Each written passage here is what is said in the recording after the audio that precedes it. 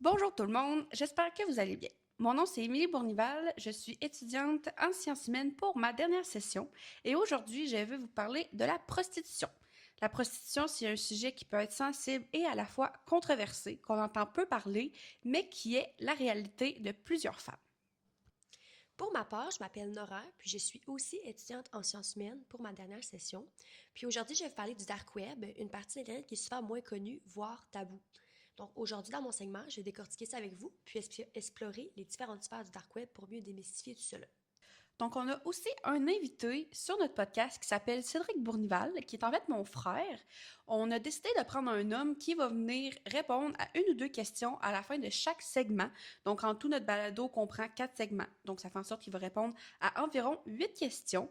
Et la raison pour laquelle on a décidé de prendre un homme, c'est parce que c'est souvent plus tabou côté des hommes. Ils sont moins au courant de cette réalité-là. Donc, on trouvait ça pertinent d'avoir son point de vue. Et également, c'est un jeune adulte. Donc, les questions vont être diversifiées. Donc nos deux premiers segments vont être sur l'anonymat, puis par la suite sur les causes psychologiques. Le troisième segment va se porter sur les violences faites aux femmes et le quatrième sur le changement de mentalité. Donc, pour ce qui est de l'anonymat par rapport à la prostitution, ça va souvent être une question d'identité. Donc, dans ce milieu-là, les vrais noms, ils sont rarement utilisés. Ça peut être soit les travailleurs comme les clients, ils vont utiliser des pseudonymes. Donc, ça va jamais être leur vrai nom. C'est comme une façon de garder une distance entre leur vie personnelle et ce qu'ils font. L'anonymat peut servir de protection. Par exemple, quand il y a certaines personnes qui veulent éviter un jugement, protéger leur famille ou leur emploi, bien, ça permet de garder leur identité cachée. En même temps, l'anonymat rend la relation beaucoup plus impersonnelle, fait qu'on ne sait jamais vraiment à qui on a affaire et ça peut créer un déséquilibre de pouvoir. Dans certains cas plus problématiques, comme les situations d'exploitation, l'anonymat peut aussi servir à cacher ce qui se passe réellement. Donc, par exemple, certaines personnes peuvent être contrôlées, manipulées ou même sous l'influence des substances pour être moins conscientes de la situation. Puis dans ces contextes-là, l'anonymat rend les choses encore plus difficiles à détecter et à dénoncer. Donc, au final, l'anonymat dans la prostitution, c'est un peu un couteau à double tranchant. Ça peut protéger tout ce qui est pour les clients et les proxénètes, mais pour ce qui est de la travailleuse du sexe, ça rend la situation plus vulnérable et invisible. Je vais vous présenter un extrait qui se trouve dans le podcast de Sexe Oral. Donc, c'est l'épisode 81 qui se nomme Trafic humain. Et ils ont reçu un invité qui s'appelle Gabrielle Giroux, qui a vécu la prostitution pendant plusieurs années. Donc, voici ce qu'elle dit. Elle nous dit « La première fois que j'ai eu conscience de mes agressions, c'est vers mes 19 ans. » Et là, Lisanne, qui anime le podcast, lui pose la question « Comment t'as su que ça faisait déjà 3 ans qu'il faisait ça? » Et Gabrielle répond « Parce qu'ils m'ont montré les vidéos. Ils filmaient, puis c'était une des grosses affaires qu'ils utilisaient, genre « On va envoyer ça à toute ta famille, on va crisser ça sur Internet. » Donc ça prouve que pendant 3 ans, Gabrielle a vécu des agressions sexuelles sans s'en rendre compte, ce qui amplifie le fait de l'anonymat. Quand on parle du dark web, il y a tout un élément qui revient, puis c'est l'anonymat. Contrairement à ce qu'on connaît sur Internet, où nos actions peuvent être souvent retracées grâce à notre adresse IP, donc une sorte d'identifiant numérique unique, le dark web, lui, fonctionne autrement. Donc, par exemple, avec Tor, qui signifie The Onion Router, la connexion est chiffrée et rédigée à travers plusieurs serveurs situés un peu partout dans le monde. À l'origine, ce système a été développé par l'armée américaine pour protéger certaines communications, mais aujourd'hui, c'est rendu accessible au grand public.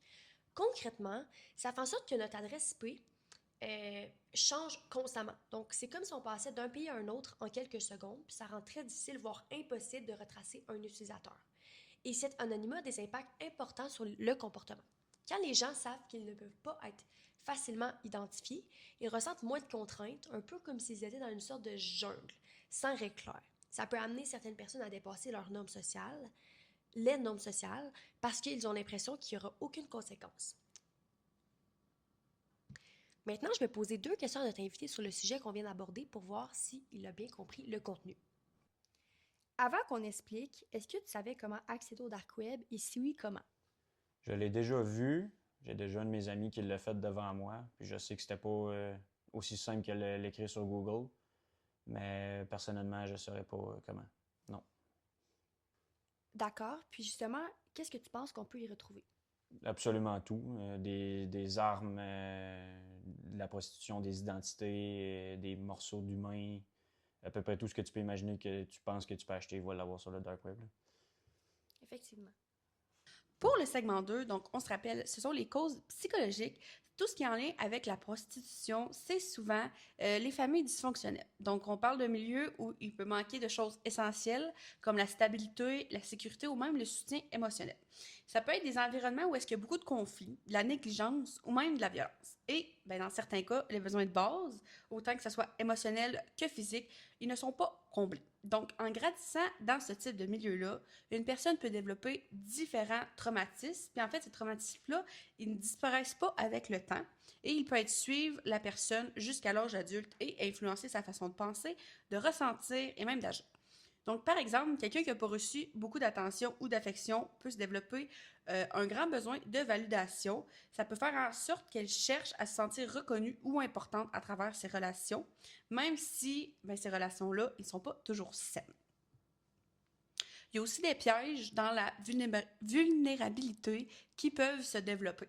Donc, je donne un exemple. Une personne qui peut avoir plus de difficultés à reconnaître les situations dangereuses ou à poser ses limites, elle peut aussi avoir une estime de soi plus fragile, ce qui peut influencer ses décisions et la manière dont elle se perçoit. Donc, avec le temps, tout ça peut avoir un impact important sur sa santé mentale, puis ça peut se traduire par de l'anxiété, de la difficulté à se faire confiance ou encore une vision différente à ce qui est normal dans une relation. Puis c'est important de comprendre qu'en fait, ces parcours-là, ils ne sont vraiment pas simples. C'est pas juste une question de choix individuel. Il y a souvent toute une histoire derrière un contexte qui a façonné la personne et ses décisions. Donc, pour mieux comprendre cette réalité-là, je vais vous faire entendre un extrait de Dominique Lacaille qui travaille aujourd'hui au Calax de Val-d'Or. Donc, elle a elle-même vécu la prostitution pendant environ 12 ans, puis maintenant, elle accompagne des jeunes femmes qui vivent des situations similaires. Que quand on paye quelqu'un, son oui n'est pas libre, éclairé, consulté.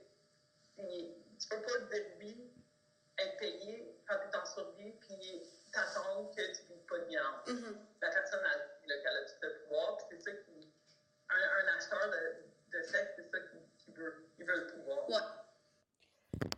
Donc, en entendant les paroles de Dominique Lacaille qui sont assez crues, ça m'a vraiment marqué, surtout venant d'une femme qui a vécu cette réalité-là pendant plus de 12 ans.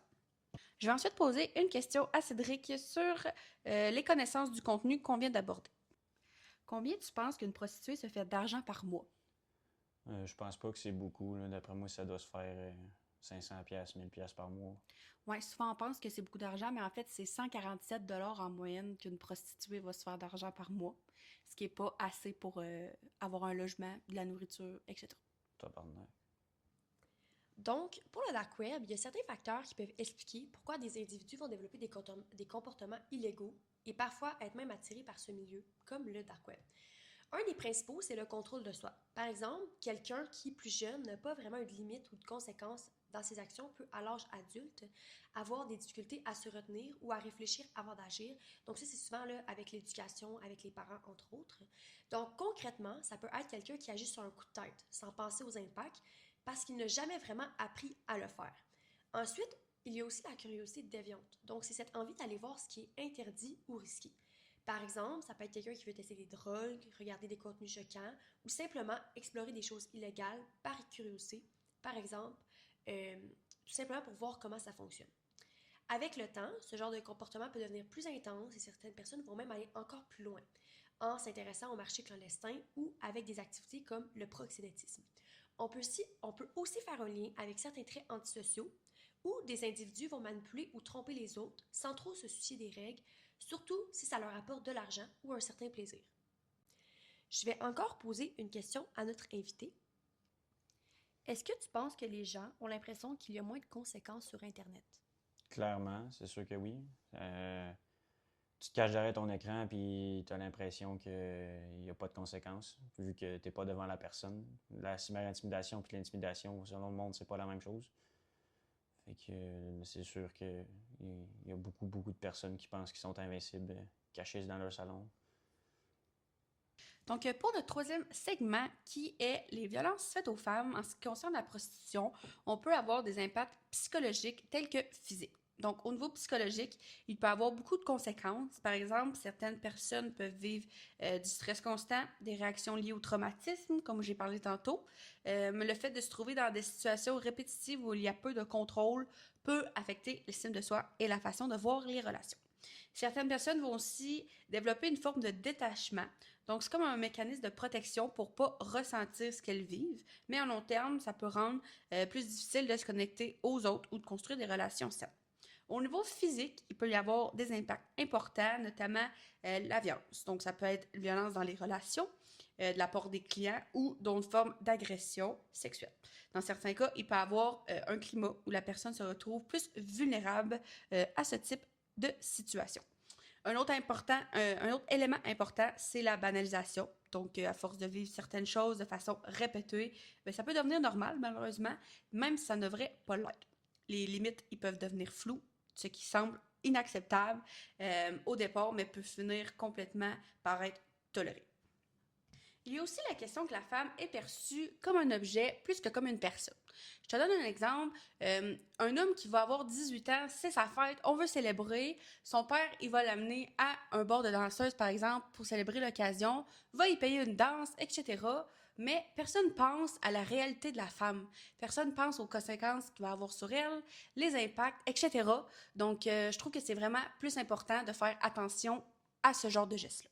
On va maintenant vous faire entendre un extrait de Dominique, encore une fois, qui apporte lui aussi un point de vue important sur cette réalité-là. Quand quelqu'un a une belle expérience de travail du sexe, c'est l'exception, c'est pas la norme. Ouais. La norme, c'est l'exploitation sexuelle. C'est des femmes qui sont marginalisées, c'est des femmes qui sont des nouvelles immigrantes qui ne connaissent pas les lois, c'est des mineurs, c'est de l'exploitation. Ouais. Donc, je trouve que ce que Dominique nous apporte, c'est une phrase extrêmement courte, mais qui reflète tellement la réalité des femmes. Donc, c'est une phrase qui parle beaucoup.